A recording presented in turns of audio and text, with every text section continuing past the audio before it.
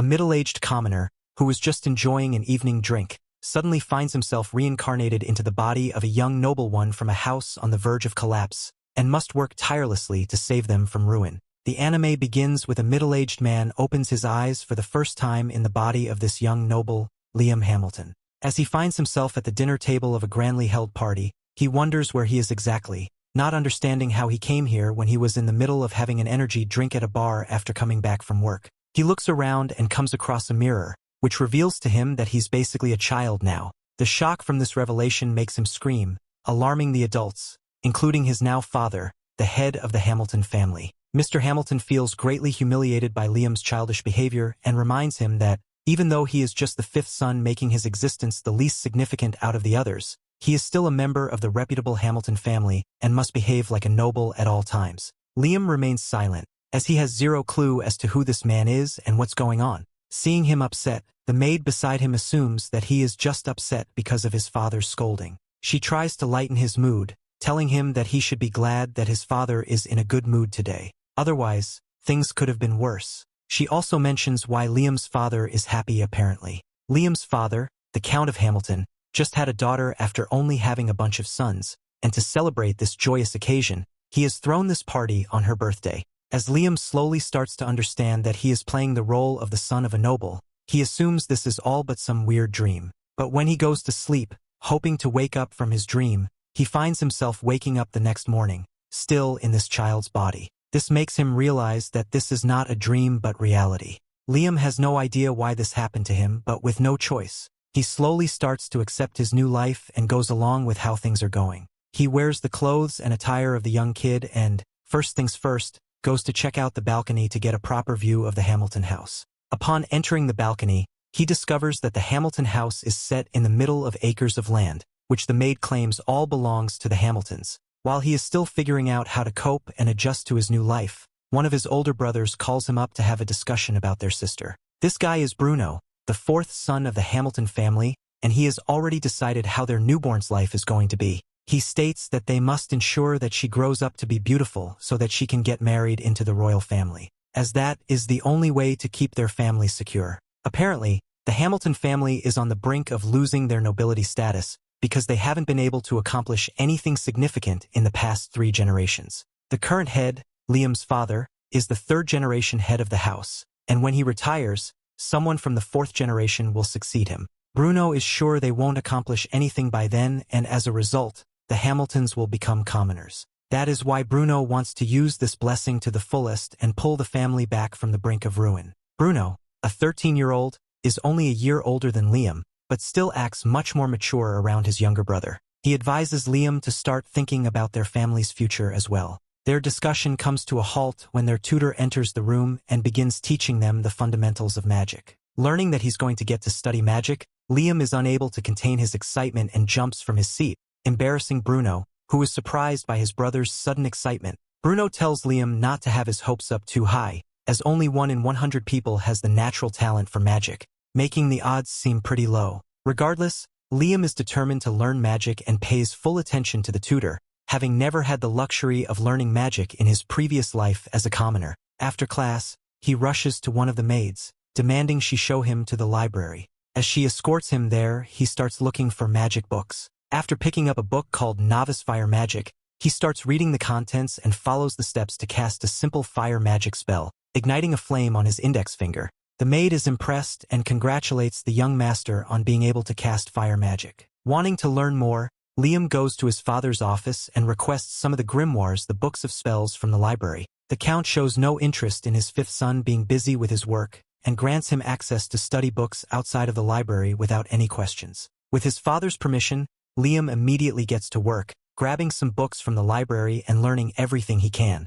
Not long after, he learns a new fire spell called Flame Cutter. A month goes by, and Liam masters his Flame Cutter spell without the aid of the grimoire. He shows this achievement to Bruno, who can't believe that his younger brother learned this on his own in just 1 month. Being the older brother, Bruno naturally wants to be better than Liam and takes his own grimoire to see if there's some secret shortcut to learning spells. But after trying hard for a moment, Bruno realizes that their youngest brother is just super talented, with a strong affinity for magic. So, the big brother advises Liam to continue learning magic, promising him that if he continues to shine, he will be able to gain status and become famous. But that would also mean that Liam would completely outshine all of the Hamilton family, so Bruno asks if Liam is studying this hard to become the next head of the family. Liam reassures Bruno, telling him that he only wants to learn magic as a hobby, and doesn't intend to become their oldest brother, Albervit, target by eyeing the throne. Anyway, Liam soon learns all of the novice fire spells and sets his sights on the next goal, learning all of the novice ice spells. Liam's father approaches him, having heard the news that he can use magic and seeing some value in him, finally takes an interest, but the old man is skeptical and asks Liam to demonstrate his talent. Liam shows his newly learned ice magic by freezing a book. Mr. Hamilton is not impressed, asking if that's all Liam can do. Liam replies that he's just started learning ice magic. Wanting to ensure that his father doesn't underestimate him, he reveals that he mastered all of the novice fire spells in under 1 month. This time, Mr. Hamilton's reaction changes and he starts laughing, saying that the heavens have finally blessed their family. He encourages Liam to keep learning and tells him not to hesitate if he ever needs more grimoires. Seeing his father happy and supportive for the first time, Liam feels encouraged to learn more. He's about to head to the woods when one of the butlers whispers to Mr. Hamilton about some bad news. Not knowing what's going on, Liam goes to the forest and runs into a man in a white coat sitting under a tree, who asks Liam if he is one of the Hamilton sons. As Liam replies in the affirmative, the man gives up and tells Liam to go ahead and capture him. Seeing Liam utterly confused, the man tells him to forget about it, and instead asks him about his grimoire. Hearing that Liam is going to practice novice magic, the man offers to teach him a more efficient way and casts 5 different spells at once. Liam eagerly requests the man to teach him how to do it, and the man, liking the fact that Liam doesn't have the pointless pride most nobles have, agrees to show him the ropes. He teaches Liam how to simultaneously cast magic circles with both hands. As Liam manages to cast fire spells from both hands, the man then teaches him how to cast 3 magic circles at once. Liam masters this technique quickly. However, he fails to execute the spell as he still lacks the magical power. In any case, the man is more than impressed by Liam's talent and reveals that he can cast up to 16 spells at once. Unfortunately, the man is running out of time and really wants to teach Liam more magic. He gifts Liam a ring, which he claims is a magicpedia, a magical artifact that contains hundreds of grimoires worth of magic. As Liam wears the ring, hundreds of magical spells start pouring into his head, allowing him to freely learn them as he pleases. Liam instantly learns a wind attack spell, and using one of the wind attack spells, the man disappears before him, leaving him utterly confused. At that moment, the maid comes by, telling Liam how dangerous it is to be out there, and informing him that a suspicious man has snuck into the land. She hands him a book for novice summoning magic that Mr. Hamilton wanted Liam to have and then heads back on her way. That's when the mysterious man from before reappears before Liam, revealing that he simply didn't want to be seen by the maid, indicating that he might actually be dangerous. The man tells Liam that he won't be able to stay much longer and wants to teach him one last spell before leaving. He asks Liam to pick one of the spells from the summoning magic book, and Liam chooses the spell to summon a salamander, a low-level fire spirit. Following the man's instructions, Liam uses the ring to activate the spell. He succeeds in summoning the salamander, but it's immediately absorbed by the ring. The man explains that the ring functions like an infinite notebook, absorbing the contents of how the salamander was summoned. Realizing how incredibly valuable this ring is, Liam offers to return it to the man. But the man claims that the ring isn't that special. It merely saves its user from having to carry tons of grimoires around. Understanding this, Liam continues using the ring to learn more summoning spells from the grimoire. When he's finished experimenting, he looks around for the man's approval, only to find that the man has vanished. The only thing left behind is a message on the ground, advising Liam to keep studying magic and to never tell anyone about their interaction. Although Liam only spends an hour or 2 with the mysterious man, he comes to view him as his master and feels deeply grateful for his teachings. Another month passes and Liam masters both his attack and summoning spells. Using both, he creates a functional furnace, which he then uses to produce white charcoal. One day, Bruno visits Liam and is amazed to find that Liam has already made a considerable amount of white charcoal and collected a bag filled with lecro crystals used to recover magical power. Liam explains that he created the crystals himself using 5 types of magic simultaneously, showcasing his impressive skills. Bruno is proud of his younger brother's progress. Assuming that Liam will do well on his own, Bruno announces that he plans to marry into a low-ranking noble family to gain some independence. He explains the necessity of independence by recounting a piece of their family's history. He reveals that in desperation to save the family, their father sent a large number of soldiers to fight a sealed monster in distant lands. However, the campaign ended in a crushing defeat, with only a handful of survivors returning. Despite this devastating loss, Mr. Hamilton and their eldest brother remain desperate to do whatever it takes to retain their noble status. Bruno believes that they may eventually drag Liam into their schemes, which is why he encourages Liam to also seek independence. The first step toward independence is earning money. Liam sells his white charcoal for a pouch of gold coins and uses some of the money to treat himself to a delicious bowl of ramen for lunch. Inspired by the meal, he decides to bring ramen culture to the Hamilton household. Using an ice spirit to dehydrate noodles, he creates dried noodles and teaches the family chef how to prepare them. Convinced that selling instant noodles could become a profitable business, Liam presents his idea to a local trader. However, the trader refuses to purchase the product, explaining that only the Hamilton family's eldest son, Albervit, has the authority to conduct business on behalf of the family. As Liam leaves the shop frustrated, Albervit steps out from a room in the back, revealing that he has been keeping a close eye on Liam. Jealous of his youngest brother's growing talents, Albervit declares that he will no longer allow Liam to act freely. Liam returns home undeterred and remains motivated to pursue his business ambitions. For now, he stores all of his created items in a dimensional storage system he crafted using a spell learned from the ring. Determined to continue his work unnoticed, Liam uses an unconventional summoning spell to create a clone of himself. He plans to leave this duplicate at the Hamilton mansion to maintain appearances while he ventures out alone to the far lands to sell his goods. Liam arrives at the Hunters Guild after being advised to go there by his eldest brother, Albervit. On getting there, he acknowledges that the place looks like he had heard. Walking in,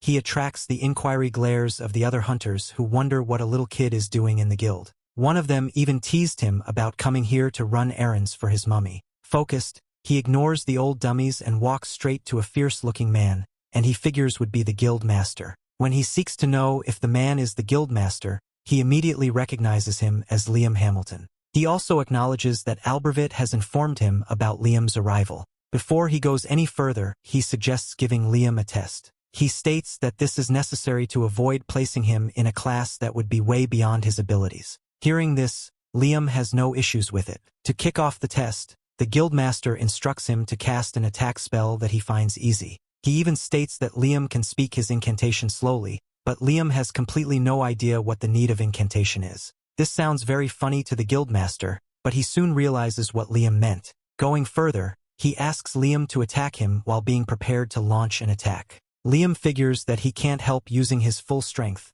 since this is the determining factor for his class placement. Without wasting much time, he fires multiple blasts around the guildmaster's head. Leaving his mouth wide open in shock, the other hunters who witness this are left speechless as to how powerful Liam's magic is. Meanwhile, the guildmaster maintains his cool and offers to place Liam in a rank B, due to how powerful he is. This leaves Liam straight-faced, giving us no clue as to whether he is happy or not. After leaving the guild, he takes a look at his B rank tag and wonders if this is good enough. While he ponders on this, a cute girl walks up to him and introduces herself as Asuna. She offers to form a party with him due to how dangerous hunting alone is. Seeing how beautiful she is, the woman-loving Liam wastes no time in accepting her offer. The two shake hands to seal the agreement and head off together. While they walk together, Liam reminds Asuna that they didn't take any hunting jobs from the guild. In response, she reveals that hunting jobs are only given to A-ranked hunters and above. On the other hand, B-ranked hunters like them are left to find dangerous monsters on their own and bring them back to the guild for a reward. While she explains this, the two are ambushed by a pack of monstrous werewolves. With nowhere to run, Asuna almost pees her pants but regains her confidence when Liam uses his magic to place self-growing monsters in the mouths of the wolves. This leaves them occupied and very exhausted, allowing Asuna to land the final blows to take them out. After taking out all the wolves, they take them to the guild. Seeing the amount of wolves they had killed, the other hunters are struck by their own incompetence. Also, the guildmaster is thrilled that the two were able to take down 42 wolves on their own. With this, he realizes just how strong they are and offers to hire them for an actual hunting job. They get asked to hunt down a large caterpillar monster before it interrupts a very important visitor scheduled to arrive at the town later that day. While Asuna is happy about the fact that they have secured their first job, Liam is more concerned about the magic stones found inside the bodies of monsters,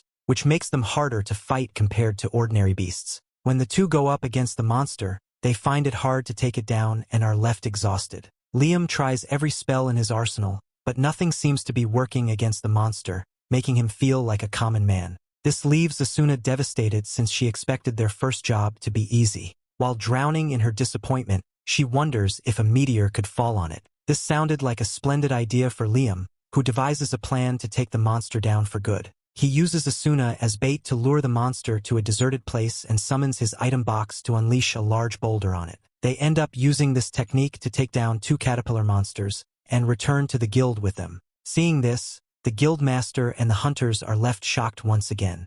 He wonders how they were able to take down 2 of the monsters in such a short time. The other hunters continue to wonder how they were able to take down the monsters. Meanwhile, Asuna tries to riz the guild master into giving them a higher reward, reminding him that there could have been an issue with the important visitor if they hadn't found the second caterpillar monster. Acknowledging this, he offers to give them 5 times the original reward money. This pleases Asuna, but Liam is unbuttered about it. Later that day, everyone awaits the arrival of the important visitor. While Liam stands in wait, his elderly brother comes to commend him on his successes since joining the guild. He urges Liam to keep up the good work and leaves. Seeing him, Asuna immediately imagines that Albervit would be very rude. Liam agrees to this, since Albervit has always seen him as a nuisance. On the bright side, the important person arrives. While he walks past the large number of people greeting him, he turns his sights to Liam and Asuna, and she is starstruck by his gaze. Later that day,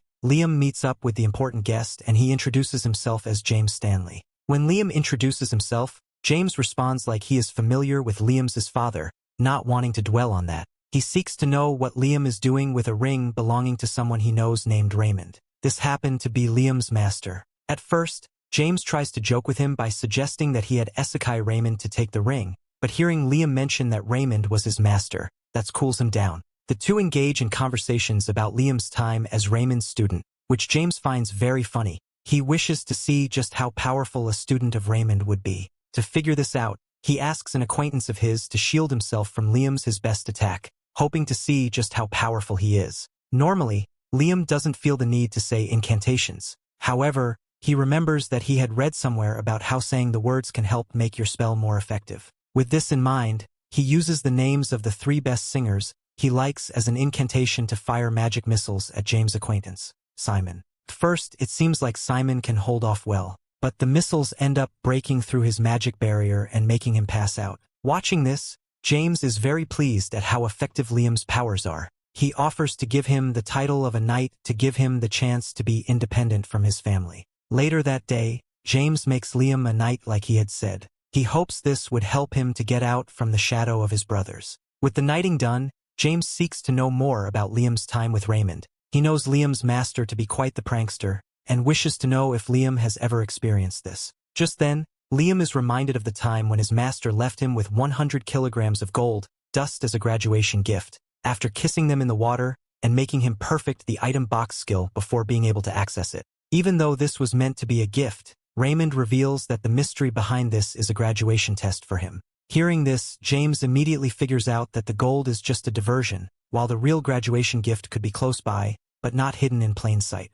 To figure this out, Liam heads back to the site and uses his item box to absorb all the water in the lake. Walking through the dry lake, he wonders what his master could have possibly left for him. He tries to decipher the final messages of his master, and soon comes up with the plan to extract the gold dust alone and drop it in the empty lake. After doing this, a mysterious door opens, leading him underneath the empty lake. Walking down the stairs, he finds a letter and a book. The letter reveals that the book, which happens to be a maximum level grimoire, is his actual graduation gift. Picking the book up, he figures that it holds the power to another world. Curious to know what this power holds, he is determined to practice it. For hours, he continued to practice the spells, but it yielded no favorably outcome. After multiple trials, he finally did it, and the spell revealed a huge mirror. He walks into the mirror to find an alternate space in a world different from that of the spellcaster. Also, the space would increase the more powerful he gets. Since this space could house people, making it more effective than the item box, Liam is left imagining the endless possibilities of this spell. He is incredibly thankful to his master for leaving him with something as powerful as this. A month later, Liam and Asuna are fighting against the large frog. He tries to use fire salamanders against it, but they are of no effect. Instead, it angers the frog to the point where it is about to blast them with lightning. Sensing this, Liam uses his another world powers and takes Asuna with him to protect them from the frog's attack. Eventually, the frog passes out, allowing Asuna to finish it. They take the frog's magic stone to the guild, and the guildmaster is surprised that they pulled this off, especially since it was an A-rank job, although he makes it seem like Liam did it all alone. This annoys Asuna, but she doesn't take it too personally. Instead, he wishes there was a way she could get stronger, so she can match up to Liam's strength. At that moment, the guildmaster suggests that she becomes his familiar, since this would make her powers improve in line with her master's powers. Hearing this, Asuna is thrilled. She doesn't mind becoming Liam's familiar. Even though one of the effects is that she would never be able to say no to him, she claims that she doesn't mind even if he intends to be sneaky with her. Since she had no problems with it, Liam agrees. The guildmaster performs the rituals for them by making Asuna kiss the back of Liam's hand. When she does this, she immediately becomes more powerful and possesses a unique skill that allows her to move like a speedster. Seeing how this works, Liam still has his doubts about the familiar contract making her powers improve in a short time. He intends to try it out with someone else to see if it truly works. As a solution, Asuna recommends someone she knows named Jody. When Liam makes Jody his familiar, she suddenly becomes younger and possesses the power to heal people with her cooking. Days later, James invites Liam to his mansion and informs him about the arrival of the princess, Scarlet. He praises all of Liam's achievements since arriving at the town and reveals that these have made him a person of interest to the princess. Furthermore, he reveals that the princess wishes to see his familiars and wants to watch them perform their unique abilities. Hearing this, Liam immediately declines since he feels this would be disrespectful for his familiars, who are his friends and not objects of spectacle. After he says this, James lets him go. After that, we realize that the princess is actually the maid in disguise, and having heard all that they had talked about, she believes that Liam wouldn't dare say the same to her face. Days later, Liam gets to meet Princess Scarlet and is shocked by how elegant she looks. Alighting from his chariot, he is mesmerized by the way everything is very much organized in her palace, and how beautiful she appears in her dress. She also seems very coordinated and richly adorned. He is transfixed as she locks eyes with him, and in the next minute, he is called to the palace to properly speak with her. She welcomes him to the palace, and after he says his name, she goes straight to the point. He had defeated a giant frog without high-level magic, and the new had gotten to her. Apparently that is the very first time something like that would occur.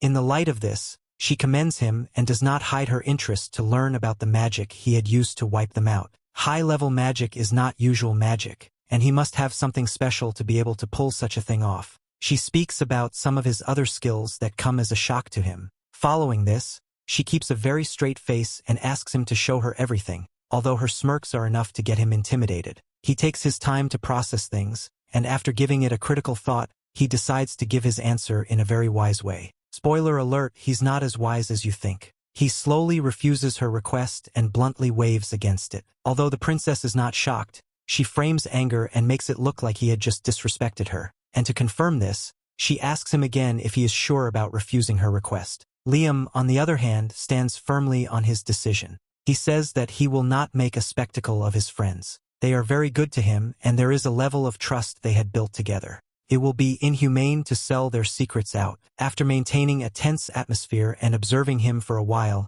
the princess lets out a relieving laughter. She commends him for his goodwill and states that she has not seen many like him. Following this, she makes him a baron for killing a few monsters. There must be a title giveaway going on. When Liam hears this, he does not know how best to react because he is filled with immense joy and also overwhelmed. While he thinks about what to do as a baron and how to best carry the title, he thanks the princess for her compassion. Following this, she gifts him with a familiar, which is a grimoire on forming contracts with familiars. This makes him very excited that the princess laughs and teases him about being more interested in the grimoire than the title. Talk about a cluelessly stupid idiot, she also admits that she is again impressed by his brilliant nature. Later that day, he goes to study more about the gift he is given, knowing fully well that his contacts might be nullified if he lets go of the grimoire. In the middle of his meditation, his big-headed brother shows up. Liam is surprised to see Bruno out of the blues as he makes fun of their eldest brother.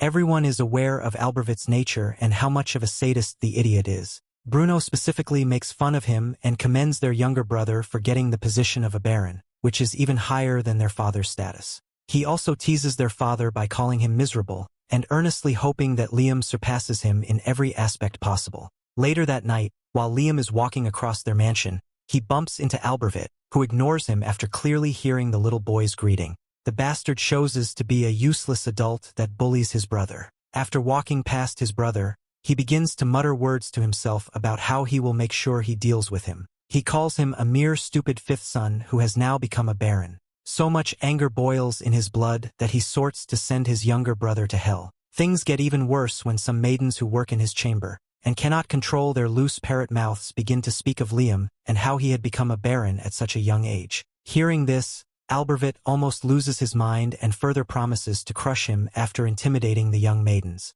He had walked up to the stupid maidens to tell them to move to Liam's chambers if they so much admired his exploits. Following this, he screams at them like a mad dog and forces them to admit that he is more powerful and prestigious than the little boy. On the very next day, he carries out the wicked plans he had carved out from his rotten heart rather quickly than expected. While Liam is chilling with his girls, Asuna and her friends, his eldest brother is doing something crazy to ensure his downfall. Later that evening, he goes to hunt with the girls, and on returning, he hears that his brother has done something dangerous. Albervit had intentionally removed the seal to where dangerous monsters are trapped, which has now spelt disaster over the land. A reminiscence quickly flashes through Liam's mind as he tries to remember his brother's words when he last saw him. He is aware that Albervit does not love him and would take any measure to harm him. He is alert and rushes down to the place of the incident. He is more confused when he sees that his elder brother is being tortured and the dangerous monsters are all over the place. Following this, he calls his friends as they begin to try their possible means to wipe out the crazy creatures from the environment. His friends fail at this and he quickly gets them out of the environment before they get weaker and something bad happens to them. After so much struggle, he manages to trap them temporarily with the gift the princess had given him and sends them to another world. With the implementation of this very unusual strategy, Liam defeats the junior Radons, and the guildmaster can't believe that he did all of this alone in a matter of seconds. Now the only thing remaining is to seal the actual dragon fiend again before it awakens and wreaks havoc. And thankfully, the professional mages are already there doing their job. Asuna and Jody return to their master's location. As the battle comes to an end, and Asuna wonders what type of spell Liam used to teleport the 3 junior Radons. Liam explains that the spell he used creates a separate dimension and is normally used to store items. However, Liam had previously experimented with this spell and discovered that living beings could enter it. So he came up with this idea at the last moment, and as the dragons jumped toward him, he activated the spell, trapping them inside. This also means that they are still alive and could come out again if Liam intends to release them. Thankfully, Liam hasn't fully mastered it yet, and even if he activates the spell again, he doesn't know the exact coordinates of the monsters inside the other dimension. For now, they appear to have vanished into nothing. Both Jody and Asuna can't believe how amazing and intelligent this kid is, and it makes them wonder if this kid's body is being controlled by a 40-year-old man. Nah, just kidding, they don't question it. Nobody does. Anyway, at that moment of relief, an unsettling voice speaks to all of them, demanding their attention, and they quickly realize that it's the great dragon fiend who is communicating with them.